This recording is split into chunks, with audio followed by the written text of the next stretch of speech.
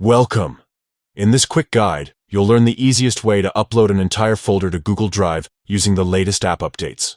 Whether you're organizing work files, backing up photos, or sharing documents, uploading folders directly from your device is a huge time saver. Let's get started.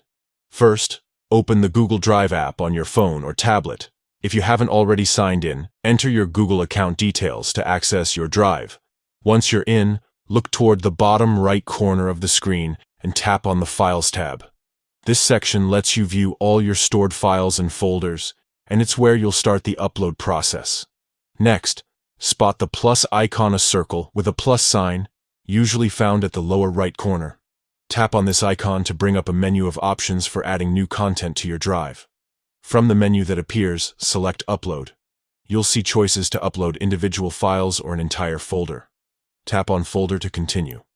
Now, browse through your device's storage and select the folder you want to upload. Once you've found the right folder, tap on it to select. The upload will begin automatically, and you'll see a progress bar showing how much has been uploaded. Depending on your internet speed and the size of the folder, this process might take a few moments.